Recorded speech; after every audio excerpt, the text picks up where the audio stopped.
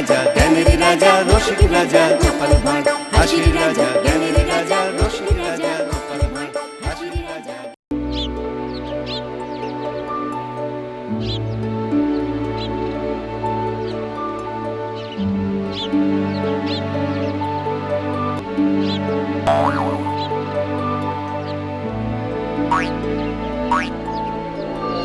জাহাপানার মন ভালো নেই বলে যেন মনে হচ্ছে। ভালো থাকবো কি করে? মন ভালো হওয়ার মতন কিছু ঘটছে চারপাশে?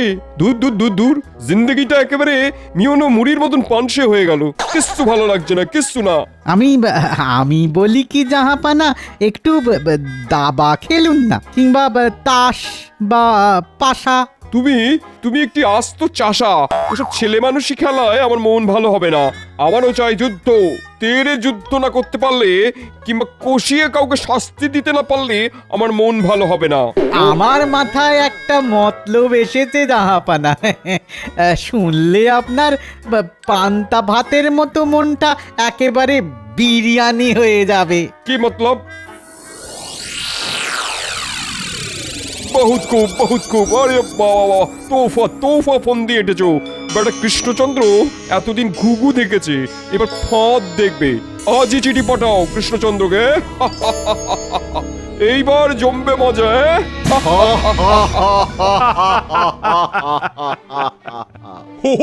সভাসদরা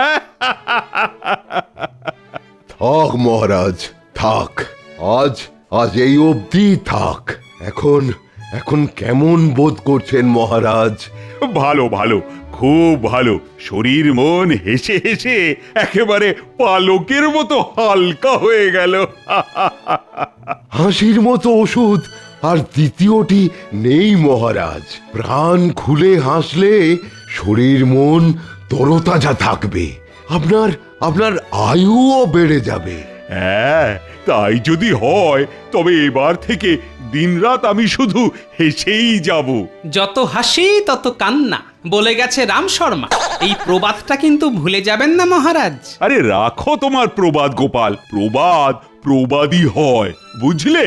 মাঝে মাঝে প্রবাদও কিন্তু সত্যি হয়ে যায় মহারাজ। মহারাজ, নবাবের চিঠি নিয়ে নবাবের দূত এসেছে। সে কি এমন হলো যে নবাব চিঠি পাঠালেন? চলো সবাই রাজসভায় চলো, কিসের চিঠি দেখে আসি।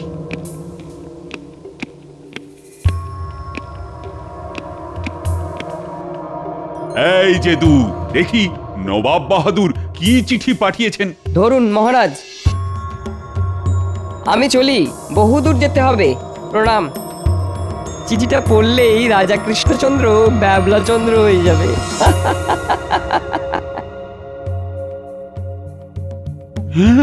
সর্বনাশ! এ তো দেখছি বিনা মেঘে বজ্রপাত। আমার বিশ্ব ব্রহ্মাণ্ড বনবন করে ঘুরছে। চিঠিতে কি লেখা আছে মহারাজ?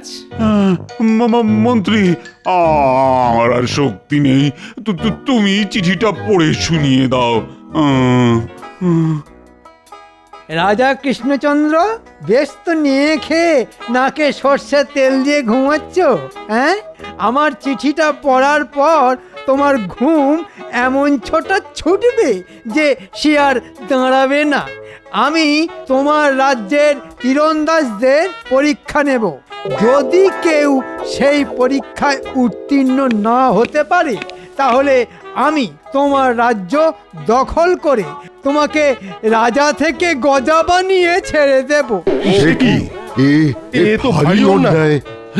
অন্যায় বলে অন্যায়, এ যে একেবারে মরার উপর খাঁড়ার ঘা। এ নিয়ে এত চিন্তার কি আছে মহারাজ? আমাদের সেনাপতি থাকতে। একই সেনাপতি কোথায় গেল? এইমাত্র এখানে ছিল। তীরন্দাজির নাম শুনতেই ভয়ে তীরের মতোই হাওয়া হয়ে গেছে। ছি, ও সেনাপতি না ন্যাসপাতি? মন্ত্রী, যত তাড়াতাড়ি পারো রাজ্য থেকে খুঁজে সেরা তীরন্দাজ নিয়ে এসো। জি আজ্ঞে মহারাজ। দে রে গুলটে, এবার আমার খেলা দেখ। তোদের বয়সে কত ডাঙ্গুলি খেলেছি। এই কৃষ্ণনগরের ডাঙ্গুলিতে আমায় কেউ হারাতে পারতো না, জানিস? এই না গোপাল দাদু, দেখি তুমি কত দূরে মেরে পাঠাতে পারো।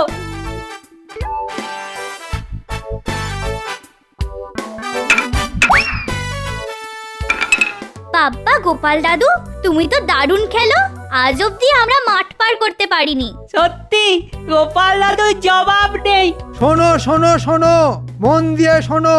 মহারাজের আদেশ, এ রাজ্যে যত তীরন্দাজ আছে সবাইকে আজ রাজ দরবারে আসতে হবে। শোনো শোনো, মন দিয়ে শোনো, মহারাজের আদেশ। ইস, যদি তীর চালাতে জানতাম তাহলে আমিও রাজ দরবারে চলে যেতাম।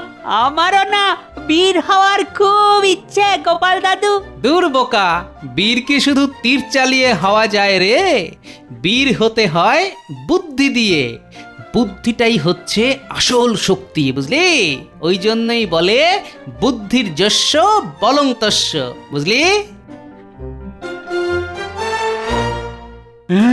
এত বড় রাজ্যে একটাও তীরন্দাজ পাওয়া গেল না।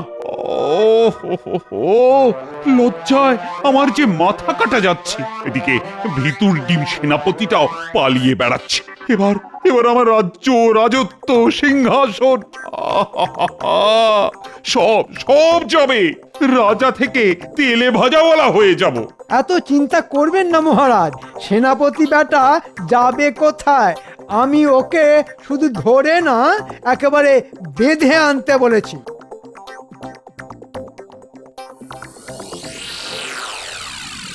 মহারাজ, আমায় ছেড়ে দিন মহারাজ, দোহাই আপনার। আমাকে আমাকে ওই নবাবের কাছে পাঠাবেন না। আমি যুদ্ধ না করে করে ওই তীর ছোঁড়া একেবারে ভুলে মেরে দিয়েছি। ধনুক ধরতে গেলে আমার ধনুষ টঙ্কার হয়ে যাবে। হাত কাঁপবে, পা কাঁপবে, মাথা ঘুরবে, পেট পাকাবে। আমি মরে যাব মহারাজ, আমাকে পাঠাবেন না। মরে যাও, হেজে যাও, পচে যাও, যেতে তোমাকে হবেই। মন্ত্রী মহারাজ, নবাব কিন্তু আপনাকে প্যাঁচে ফেলতে চাইছেন। নবাবের প্যাঁচ থেকে বেরোতে গেলে বুদ্ধির দরকার মহারাজ। রাখো তোমার বুদ্ধি। আমার এখন লেজে গোবরে অবস্থা, আর উনি এলেন বুদ্ধির কুটকচালি শোনাতে। মন্ত্রী, ধরে বেঁধে পিটিয়ে যেভাবে হোক নবাবের কাছে সেনাপতিকে পাঠাও। যে আজ্ঞে মহারাজ। আমি যাব না, কিছুতেই যাব না। হায় ভগবান, আমি কি কুক্ষণে সেনাপতি হয়েছিলাম। সেলাম হুজুর। তোবা তোবা, সেনাপতি যে কৃষ্ণচন্দ্র আর তীরন্দাজ পেল না, শেষমেশে রাজ্যের সেনাপতিকে পাঠাতে হলো। আমায় কি কি করতে হবে হুজুর? এই নাও তীর আর ধনুক, দেখি কেমন তীর চালাতে পারো। সেনাপতি, ওই শুকনো কুয়োর মধ্যে আমার আংটি পড়ে গেছে। তা তুমি তীর চালিয়ে আংটিটি তুলে আনো দেখি।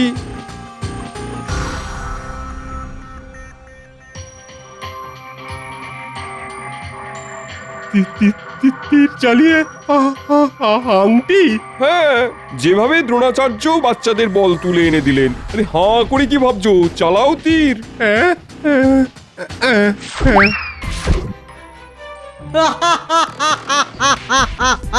আংটি তো দূর, এক ফোঁটা কাদাও উঠলো না। এই মহারাজ কৃষ্ণচন্দ্রের সেনাপতি। হ্যাঁ, অস্ত একটা আহম্মক। কে আছিস? একে বন্দি করে গারদে চালান কর। কেন জাহাপনা? কারাগারে কেন? তীরন্দাজি পরীক্ষায় উত্তীর্ণ না হতে পারার শাস্তি কারাদণ্ড।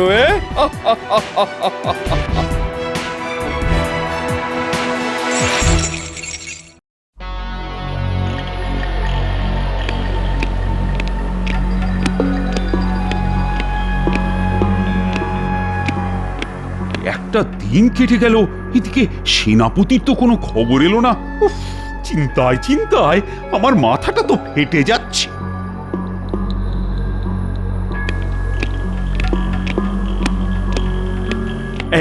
এই তো দুধ।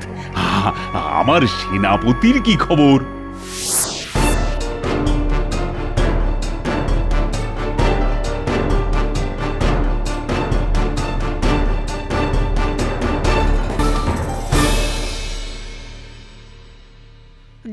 গেল গেল গেল রে। গোদের ওপর বিষ ফোঁড়া। কি করি এখন? কাকে পাঠাই? কে আছে? কে আছে? কে আছে? কে আছে? কে আছে? এই তো মন্ত্রী আছে, মন্ত্রী যাবে। ওরে বাবা, না আমি পারবো না মহারাজ, আমি পারবো না। মাফ করুন, তীর ধনুক তো দূরের কথা, জীবনে ড্যাঙ্গুলিও হাতে নিয়ে দেখিনি। ওরে বাবা, আপনার পায়ে পড়ি, আমায় ছেড়ে দিন মহারাজ, ছেড়ে দিন। ওরে কে আছিস? মন্ত্রীকে ভালো করে বাঁধ যাতে পালাতে না পারে, আর তারপর নবাবের কাছে পাঠিয়ে দে। সর্বনাশ, আজ কার মুখ থেকে উঠেছিলাম কে জানে। আরো একটা দিন গেল, মন্ত্রীও কি তাহলে নবাবের গারদে আটক হলো? ও বাবা, ও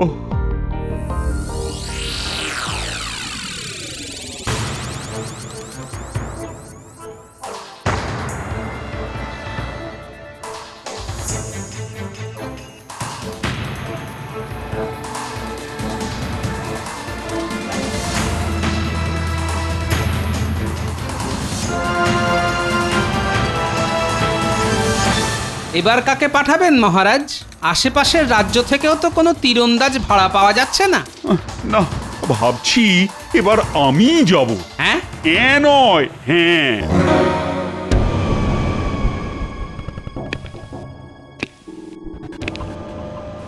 এ কি তুমি অলক্ষণে কথা শোনালে গো? আমার কপাল এবার বুঝি পড়লো গো। রানী চুপ করো তো, কান্নাকাটি বন্ধ করো। আমি মরছি নিজের জ্বালায়, আর তুমি এদিকে সানাই বাজিয়ে চলেছ। ওগো, আমি তোমার দুটি পায়ে পড়ি, তুমি নবাবের কাছে তীরন্দাজি দেখাতে যেও না, তাহলে তোমাকেও সেনাপতি আর মন্ত্রীর মতো গারদে পুরে বন্দি করে রাখবে। জানি, হয় আমার রাজ্য যাবে, আর না হলে গারদে বন্দি জীবন কাটবে। দুটোর মধ্যে একটা পথ তো আমাকে বেছে নিতেই হবে।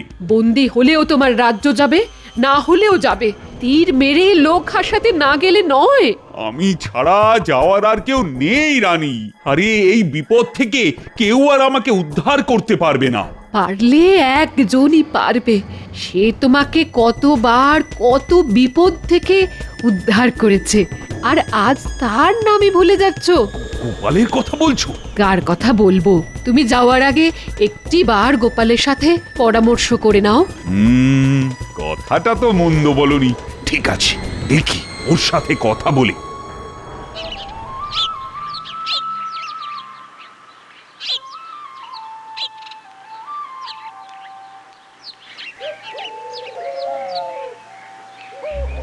এত করে বলছি যেও না, তা আমার কথা কানেই তুলছো না।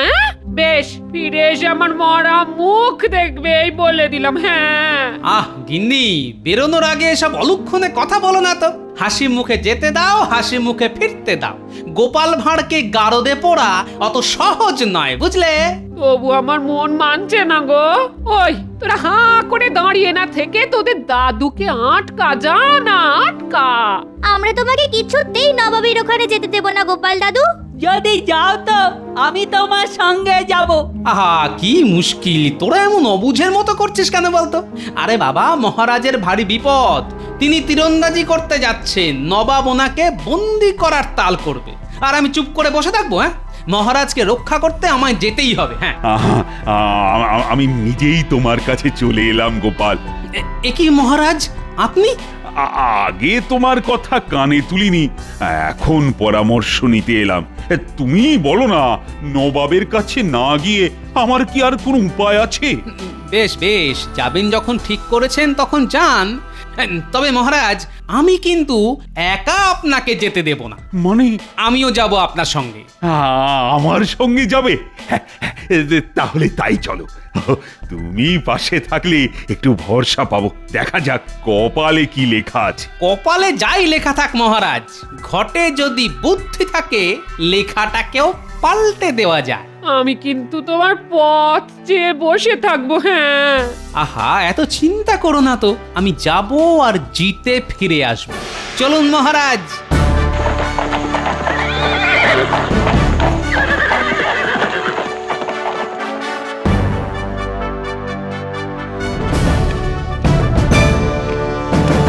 আরে क्या बात क्या बात क्या बात স্বয়ং রাজা কৃষ্ণচন্দ্র আমার দরবারের পায়ের ধুলো দিয়েছে, সঙ্গে আবার রসিকরাজ গোপাল ভাঁড়। বাহ বাহ বাহ বাহ, এসো এসো এসো এসো, কি সৌভাগ্য আমার।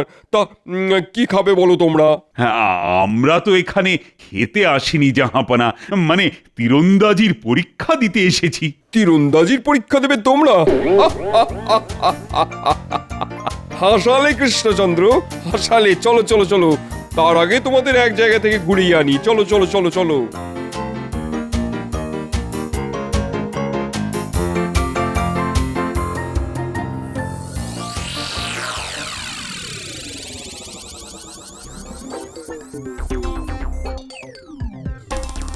এই অন্ধকার কারাগারে থাকতে থাকতে আর শুকনো রুটি আর পচা ডাল খেতে খেতে আমি যে মরে যাব মহারাজ, একেবারে মরে যাব।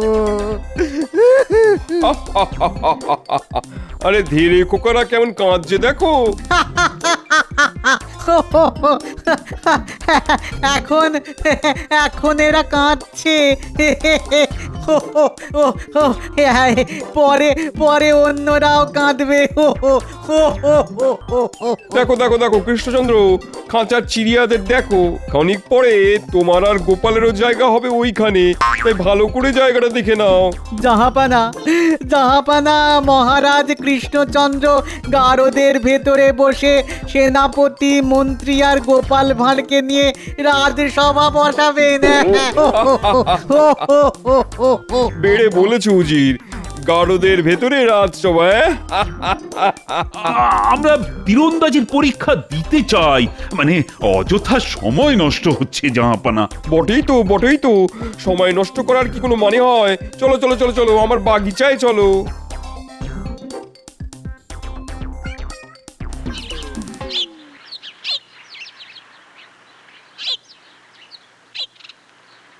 এটা একটা শুকনো পাতকুয়া। এবার ভালো করে পাতকুয়োর তলার দিকে তাকিয়ে দেখো, কি দেখতে পাচ্ছ? একটা আংটি। হ্যাঁ, আংটি, তবে হীরের। এইবার তীর মেরে ওটা তুলে আনো তো দেখি। কি কৃষ্ণচন্দ্র, মুখটা মনে হচ্ছে শুকিয়ে গেল। না মানে মানে হচ্ছে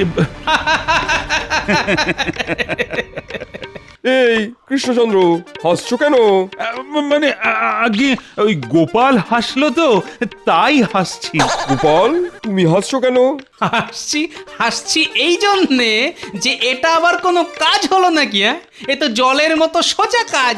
তবে ডান হাত দিয়ে তো আর এসব কাজ করতে পারবো না, তাই বাঁ হাত দিয়েই না হয় করব। জাহাপানা, আমি তীর ছাড়াই আংটি তুলে আনবো। তীর ছাড়া বাঁ হাত দিয়ে করে দেবে, শখ কত। ব্যাপারটা অত সোজা নয় গোপাল, আগেই বলে রাখছি। ওই শুকনো কুয়োর মধ্যে তুমি কিন্তু নামতে পারবে না। কুয়োর মধ্যে কে নামতে চাইছে জাহাপনা? অত ঝক্কি আমার পোষাবে না। আমি নামতেও যাব না, তীরও মারবো না, অথচ আংটি আমার হাতে চলে আসবে। অসম্ভব, এ হতেই পারে না। যদি তুমি সত্যিই এমনটা করতে পারো, তাহলে আমি জবান দিচ্ছি, মন্ত্রী আর সেনাপতিকে তো ছেড়ে দেবই, তার সঙ্গে এবছরের খাজনাও করে দেবো মুকুব। বহুত খুব জাহাপনা, এইবার দেখুন অসম্ভব কি করে সম্ভব হয়। আমার একটা গরু লাগবে জাহাপনা। গরু? হীরের আংটি তুলে আনতে গরু? এই গোপাল, পাতকুয়োর মধ্যে কিন্তু গরু টরু নামানো চলবে না। উতলা হবে না নবাব বাহাদুর। আমি কি পাগল নাকি যে অত বড় একটা গরুকে পাতকুয়ায় নামাবো? কথা না বাড়িয়ে একটা গরু এনে দিন দেখি। উজির, একটা গরু চটপট। বেশ পেট ভরে খাইয়ে আনবেন উজির সাহেব। গোপাল যে কি করতে চাইছে কিছুই তো বুঝতে পারছি না। এই নাও গরু। তা ভালো করে খাইয়ে দাইয়ে এনেছেন তো? হ্যাঁ হ্যাঁ, গান্ডে পিন্ডি একেবারে গিলিয়ে এনেছি। নাও নাও। বাহ বাহ বাহ, খুব ভালো খুব ভালো। এবার এসো তো মা ভগবতী, এবার এখানে একটু গোবর দাও তো দেখি। হ্যাঁ হ্যাঁ হ্যাঁ, দাও দাও দাও। বাহ বাহ বাহ, লক্ষ্মী মা আমার। এই আমি গোবর তুলে নিলাম, আর এইবার আংটিটার ওপর গোবর দিলাম ফেলে। এইবার হবে সুতো আর ঢিলের কেরামতি। ঢিল পড়লো গোবরে আর সুতোর খুঁট বাঁধা থাকলো পাতকুড় পাড়ে। কাল সকালে এসে দেখবেন গোপাল ভাঁড়ের ভানুমতির খেল।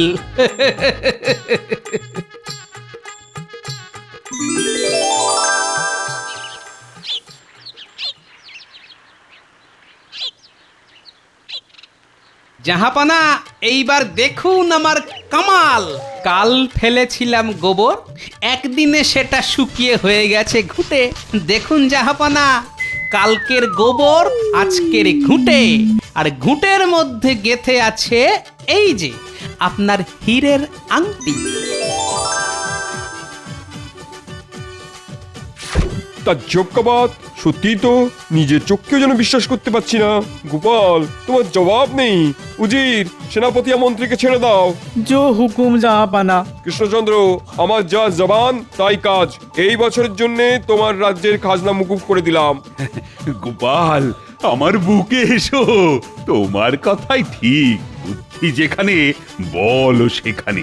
রাজ্যে ফিরে গিয়ে আমি তোমাকে 500 স্বর্ণমুদ্রা পুরস্কার দেব। আর গোপাল, এই ক্ষুরোধার বুদ্ধির জন্যে আমি তোমায় দেবো আমার গলার এই রত্নহার। সবই আপনাদের দয়া। আহা, কি আনন্দ! দুঃখ শুধু একটাই। কি দুঃখ জাহাপনা? আজ বুঝতে পারছি গোপাল যতদিন তোমার সঙ্গে আছে আমি তোমাকে কোনো মতেই জব্দ করতে পারবো না কৃষ্ণচন্দ্র। তাই আজও আমি মুক্ত কণ্ঠে বলছি, জয় গোপালের জয়। হ্যাঁ, চলো চলো, সবাই মিলে কৃষ্ণনগরে ফিরে যাই। তা তো যাবেই, কিন্তু এত তাড়াতাড়ি তো তোমাদের ছাড়তে পারি না। সেরেছে এখনো কি? না না না, শাস্তি নয়, বাকি আছে আপ্যায়ন। আজ আমার প্রাসাদে জমিয়ে খাওয়া দাওয়া করবে তোমরা, কেমন? হ্যাঁ, জমিয়ে খাওয়া দাওয়া? আমি কিন্তু এ ব্যাপারে এক পায়ে খাড়া জাহাপনা।